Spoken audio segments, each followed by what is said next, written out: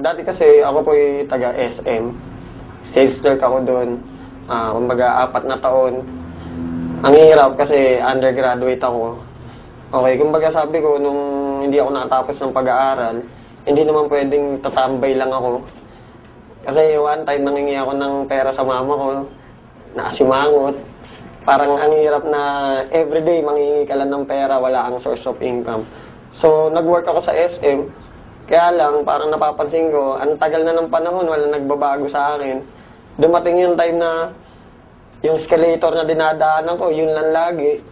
3 taon na, 4 na taon na, wala nagbabago. So, naghanap ako ng paraan, kumbaga paano magbago yung buhay ko. Naimbita ako ng kaibigan ko, si Philip J. Una, hindi ako naniniwala sa kanya. Ang tagal na ako iniimbita pero wala kasi sa SM, syempre, 8 oras ka nakatayo. Kumbaga, pag day off ko, nagsisinungaling na lang ako, kunwari may lakad ako para hindi ako makapunta sa kanya. Pero yung time na nakita ko yung negosyo, isa lang sinabi ko, isa lang naisip ko, sayang. Sana pala, nung una pa lang, iniimbita niya ako. Kumbaga, sumama na ako. Wala na nasayang na panahon. Kasi may nangyari sa akin, kaya ako kailangan pa ng dahilan para sumama ako sa kanya. Kasi last year, okay, nagka-baby ako. May 20 yun, May 20 sila pinanganak. Kaya lang, wala akong mga pambili ng gamot. Wala akong pang sustento. Kumbaga yun, nawala sila. Okay, nawala sila May 20. Libing nila May 21, yun yung birthday ko. Kaya yun nangyari sa akin, iniimbitan niya na ako nung before. Hindi ako sumasama, pero nung nangyari yun, nawala yung 2 kong anak, kambal yun. Sabi ko, hindi pwedeng maulit yan sa akin kasi sabi ko nga magulang mo mag-abroad, masakit para sa'yo, di ba? Anak mo pa kaya, ilibing mo sa araw ng kaarawan mo. Sobrang sakit. Sobrang pag naalala ko yun. Isa na sabi ko, buti na lang ngayon, kaya ko na.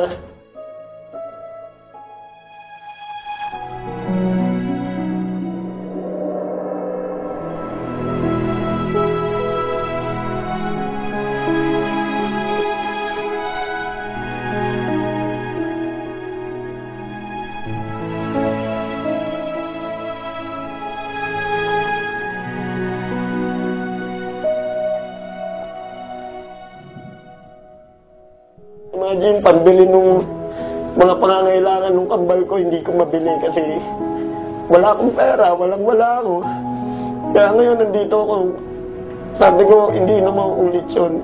Kaya ngayon, sumama ako sa B-Mobile para hindi na maulit yung mga dati nangyari sa akin. Alam mo yung walang-wala ka.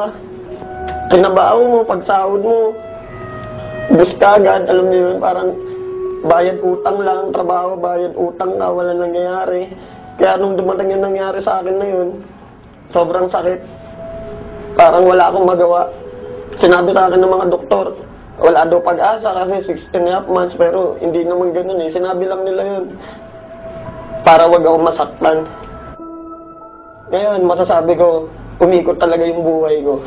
Bawat minuto ng oras ko, bawat segundo, masasabi ko may kwenta na, may sense na. Okay, sa financial, napakalaki. Nabibili ko na yung mga gusto ko. Bata pa ako, naisip ko, ba't ang daming kotse, nakasakay ka sa bus. Ang daming sasakyan, pero bakit pamilya namin wala? Okay, so ngayon, dito sa V-Mobile, kayang-kaya na. Kumbaga, magbibilang ka lang ng ilang buwan. Gusto mo ulit bumili, kayang-kaya mo. Actually, sa buong pamilya ko, natutulungan ko na sila. Dati, mama ko manghiram lang sa akin ng 200. Bukas, sisingilin ko na. Kasi wala ka ng panggastos. Ngayon, bigyan mo 1,000, 2,000, wala na eh. Hindi mo na iisipin kasi laging papasok na yung income sa'yo. Yung father ko, sumali siya nung nakabili na ako ng kotse. Siyempre, mga tao, pati mga kaibigan ko, nung nakabili na ako ng kotse, doon na sila nagsisalian. Kaya lang, sumali nga sila. Pero ang problema, yung time. Sana kung nagsisimula pa lang ako, naniwala na sila sa akin, di sana kasabay ko sila ngayon. Mga tao kasi, mga Pilipino, to see is to believe. Actually, magulang ko, ganun din eh. Nung sinabi ko sa kanila yung negosyo, inintay pa nila na magka-resulta ako. Ayaw pa nga ako pag-resignin ng mama ko sa SM kasi sayang daw yung 13th month. Ma-advise ko lang, magtiwala ka. Kasi yun lang naman ginawa ko. Nagtiwala lang talaga ako. Unang-una kasi pwede mo isipin na imposible. Pwede mo isipin na walang mangyayari sa'yo dito. Pero once na inisip mo yun, talagang wala. Isipin mo lang na kaya mo. Magtiwala ka sa mga taong nakapaligid sa'yo. Ako, sobrang laki ng papasalamat ko sa mga grupong nakapaligid sa akin. Techno Royal, Prestige, Triad, okay sila Martin, Elite. Okay kami dito kahit hindi kami magkakagrupo. Pamilya kami lahat. Nandiyan sila, aalalay sila para sa'yo.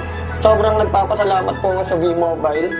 Kasi sa totoo lang, nung pag nagdadrive po ako ng kotse, ako lang isa iniisip ko, paano kaya kung wala ako sa V-Mobile?